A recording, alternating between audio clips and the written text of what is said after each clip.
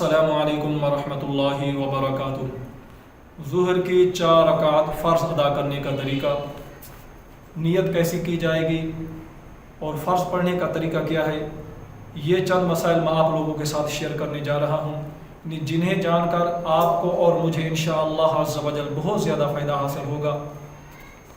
ज़ुहर के 4 रकात फ़र्ज़ अदा करने का तरीका देखें। सबसे पहले नियत करेंगे। किसी भी नमाज को अदा करने के लिए उस नमाज की नियत का होना ज़रूरी है। सबसे पहले नियत की जाएगी और नियत दिल के पुख्ता इरादे को कहते हैं।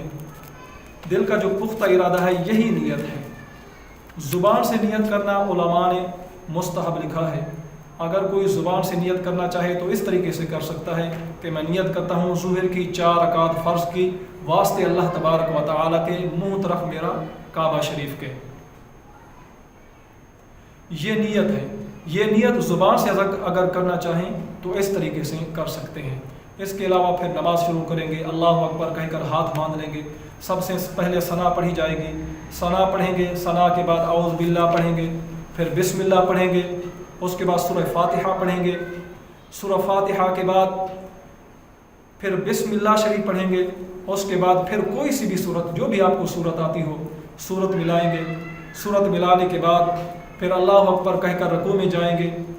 रकू में 3 मरतबा सुबहान रब्बियल आज़ीम, सुबहान रब्बियल आज़ीम, सुबहान रब्बियल आज़ीम, फिर समी अल्लाहु लिमन हमिदा रब्बना लकल हम्द।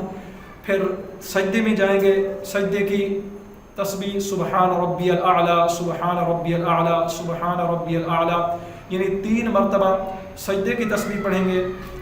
उसके बाद फिर दूसरा सजदा करेंगे। ये 1 रकात हमारी मुकम्मल हो जाएगी।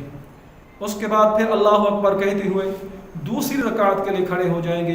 अब जब दूसरी रकात में खड़े होंगे तो अब ना सना पढ़ेंगे और ना ही आऊज़ बिल्लाह पढ़ेंगे, अब सिर्फ बिस्मिल्लाह पढ़ेंगे। बिस्मिल्लाह पढ़ने के बाद सूरह फातिहा पढ़ेंगे। सूरह फातिहा पढ़ने के बाद फिर सूरत मिलाने से पहले बिस्मिल्लाह पढ़ेंगे, उसके बाद फिर सूरत मिलाएंगे। फिर अल्लाहु अकबर कहते हुए रकू में चले जाएंगे, फिर रकू की तस्बीह पढ़ेंगे, फिर उसके बाद रकू से खड़े होंगे, फिर सजदे में जाएंगे, फिर दोनों सजदों में 3-3 मरतबा सजदे की तस्बीह पढ़ी जाएगी। फिर अल्लाहु अकबर कहकर कादा उला में बैठेंगे। अब यहाँ पर अत्तहियात पढ़ेंगे, सिर्फ अत्तहियात पढ़ेंगे, दुरूद शरीफ नहीं पढ़ेंगे। अल्लाहु अकबर कहते हुए तीसरी रकात के लिए खड़े हो जाएंगे। अब हमने सना और औज़ बिल्लाह नहीं पढ़नी, अब भी हम बिस्मिल्लाह से शुरू करेंगे। बिस्मिल्लाह पढ़ेंगे, उसके बाद सूरह फातिहा पढ़ेंगे। सूरह फातिहा ख़त्म करने के बाद अब हम सूरत नहीं मिलाएंगे। याद रखिएगा, फ़र्ज़ की पहली और दूसरी रकात में सूरत मिलाएंगे, तीसरी और चौथी रकात में सूरह फातिहा पढ़ेंगे, बिस्मिल्लाह पढ़ेंगे, उसके बाद सूरह फातिहा की तिलावत करेंगे। सूरह फातिहा की तिलावत मुकम्मल करने के बाद अल्लाहु अकबर कहते हुए रकू में चले जाएंगे और रकू की तस्बीह पढ़ेंगे, फिर रकू से खड़े होंगे। इसी तरह दोनों सजदे करेंगे, फिर चौथी रकात के लिए खड़े होंगे।